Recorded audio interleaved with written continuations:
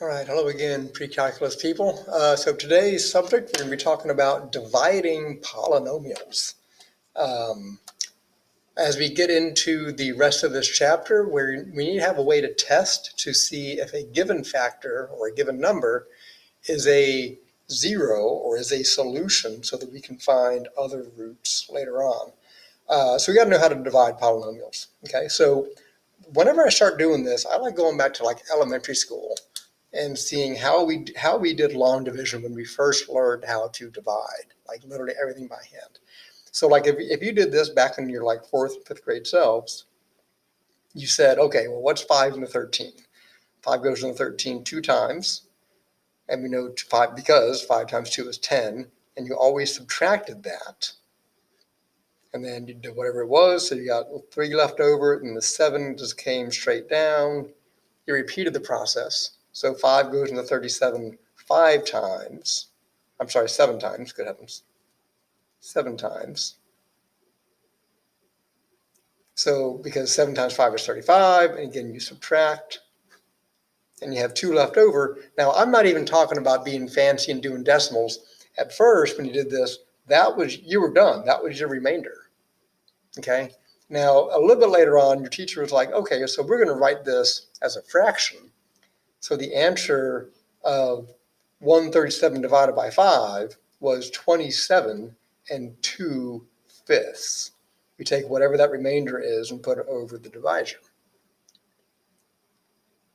I got good news for you. Polynomial division works exactly the same way. There's a couple more terms to kind of keep in mind. Okay, so let's go through some examples. I'll do a couple examples here, and then I'll kind of let you pause the video. You can do a couple on your own, and then we'll finish this up. So again, this is how you're going to see the problem written most of the time, as something divided by something. Remember, the second one, the divisor, is what goes outside the division house, and then whatever's inside is what you're dividing into. Okay, so what we've got to do is, the first question we're going to ask ourselves is, x times what gives me x squared?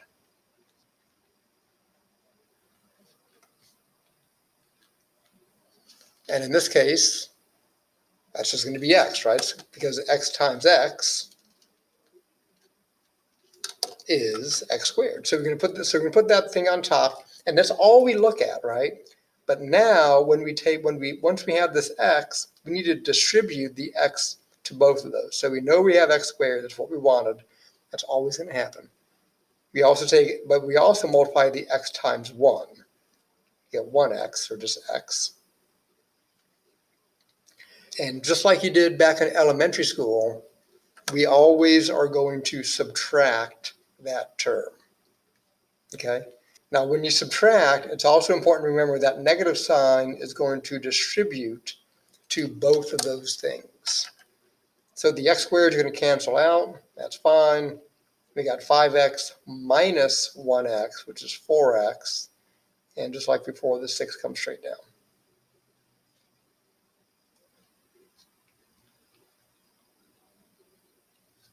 Now repeat the process.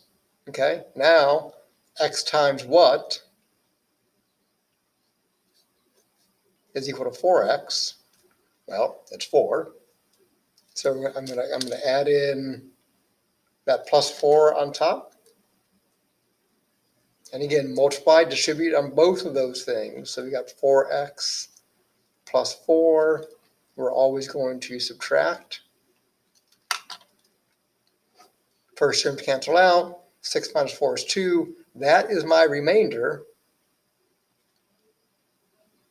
And just like you did up on top here, whatever the remainder is, I don't care what it is, you're going to put 2, positive 2, over whatever you're dividing by. So in this case, x plus 1. And that is your final answer.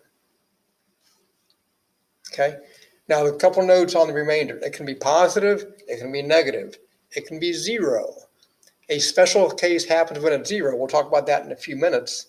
But just know that the remainder can be anything. You may even have one with an x in it. We'll see one of those in a few minutes also. Okay?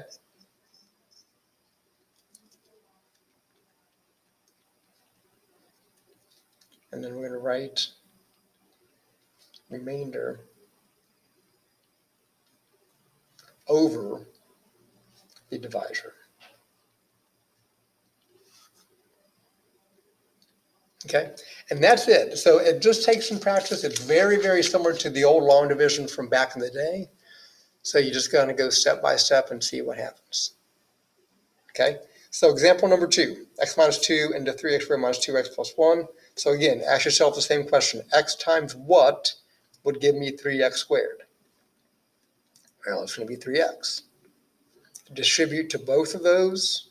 Remember that first term is always going to cancel out. 3x times negative 2. Always subtract. And don't forget to watch your signs. So the 3x squared cancel out. Negative 2x plus 6x would be plus 4x. Anything left over just comes straight down.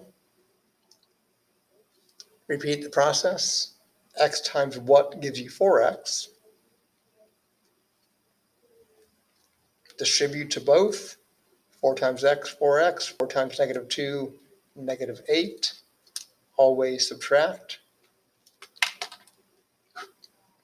Cancels. 1 plus 8 would be plus 9. And again, that is your remainder. So I'm going to write that as plus 9 over x minus 2. And that's your answer.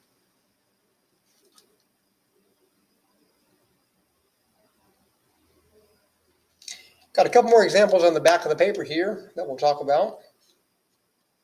And again, it's all the same thing. There's one thing that I'm going to tell you about number 3. I'm going to start number 3 because there's something I want to make sure that you notice. This is going to make your life a little bit easier. But then the rest of them are all the same kind of deal. Okay? So here's number 3. Again, the x plus 3 goes on the outside.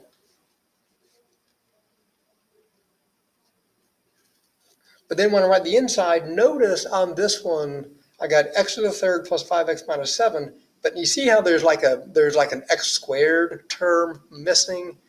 You always want to pay attention to that, and you want to either leave a blank or put some kind of placeholder there for that x squared term. Now, I personally like doing it this way, where I'm going to write x to the third. I don't have an x squared, so I'm going to write that as 0x squared. Again, I've seen some teachers show just leave it blank, and you can do that too. But I like putting the term there just so I don't have to worry about the space. And then the rest of it, 5x minus 7. Again, you want to put it where it belongs, and then be able to kind of go from there. Okay, now it's all the same. So if you want to pause the video real quick and see if you can work that out by yourself, and I'll go through the answer in just 1 second.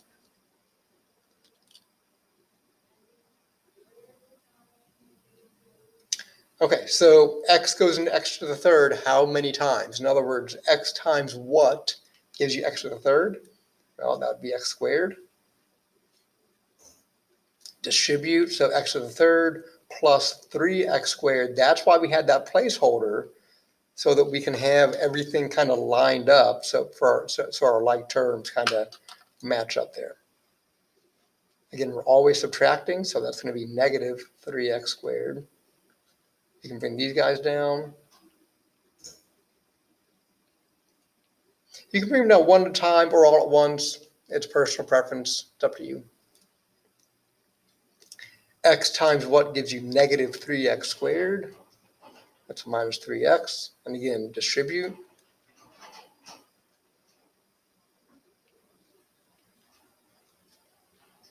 Always subtract. First terms cancel. 5x plus 9x. That's 14x minus 7. Again, that comes down again. Last time, x times what gives you 14x plus 14. 14 times 3 is 42. Again, we're always subtracting. Remainder here would be negative 42. And again, positive, negative doesn't matter. Just whatever the remainder ends up being is what it is. And I'm going to write that as, again, write it as a fraction. So negative 42 over the outside. And that's going to be your answer. The remainder does tell us some things, some interesting things about the function itself. Again, we'll get into that in a couple of days when we start doing what's called the rational root test. But we'll kind of go on from there. Also, I'll say this. Some of you guys may remember doing something out what you called synthetic division. I'm not going to teach that in class. I may make a separate video on that. But long division, I will say this. Long division is a sledgehammer. It'll always work. Synthetic division will not always work for every single factor. Okay, and I'll explain that difference when I do that video. Okay. So I got two more examples here. Again, pause the video and see if you can work through these by yourself. Even though this has a leading coefficient on the 2x, works exactly the same way. So go and pause the video, do those two, and I'm going to zip through those pretty quickly, and then we'll look at the very last example.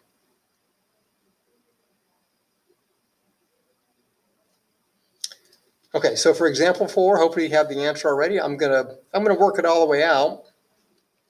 But I'm not going to say a whole lot other than kind of what I've already said. There's nothing missing, so I don't have to worry about any kind of missing terms.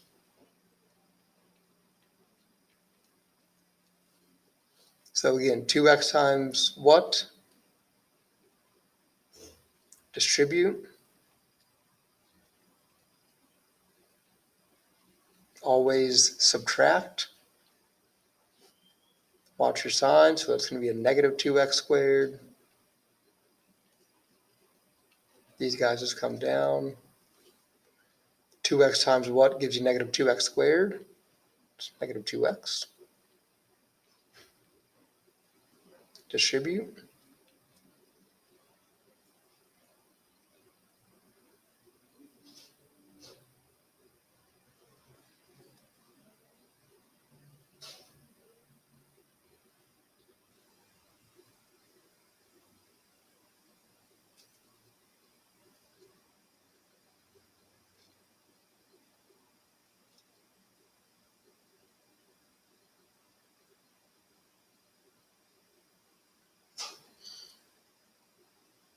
Always subtract.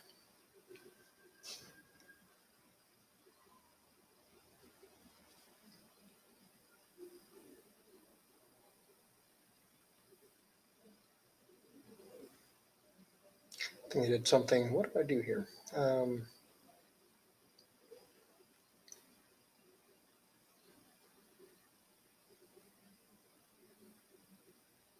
Oh, that's a minus 1. Good heavens. It's minus 1x. Sorry about that.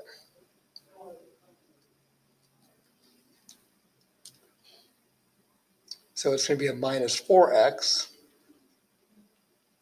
Sorry about that. And then 2x times what gives you negative 4? Minus 2.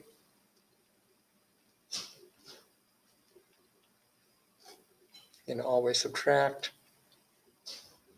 So we have plus 9 as a remainder. And just like always, we put that as 9 over 2x plus 1. So it's 3x squared minus x minus 2 plus 9 over 2x plus 1 would be your answer. Then the last one,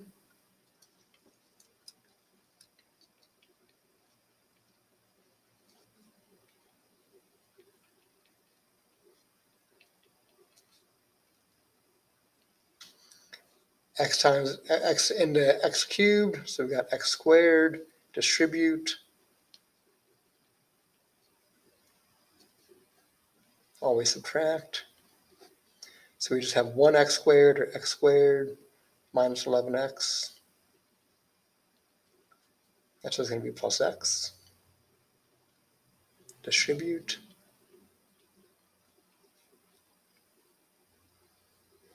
It's going to be minus 6x plus 30. And then x into negative 6x is minus 6.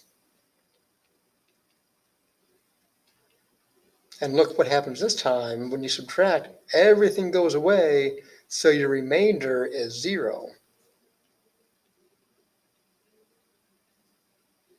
So your whole answer is just x squared plus x minus 6. Now when that happens, when remainder is 0,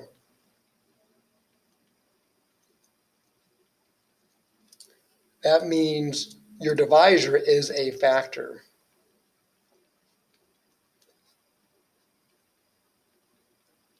Which means also that, so it means x minus 5 is a factor, which means x equals 5 is a root, or 0, or an x-intercept. Okay, that's going to be important when we get to the next phase of this next week. Okay. Last example, and this is one, again, we can even have nonlinear factors, and notice I'm missing an x term in my divisor this time.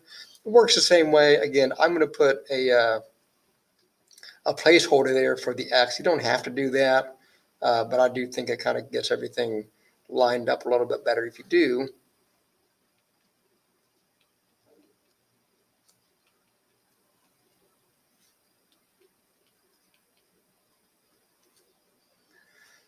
So again, x squared into 3x to the fourth.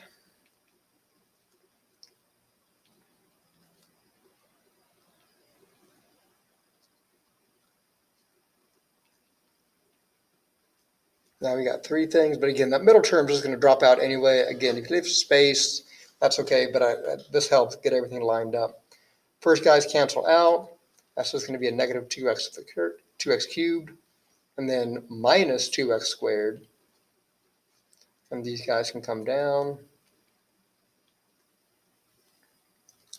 X squared into negative 2x cubed. Negative 2x.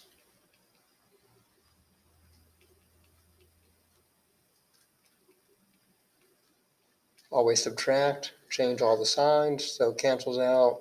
Negative 2x squared comes straight down, and that's just plus x, or plus 1x. And then lastly, x squared into negative 2x squared would just be negative 2.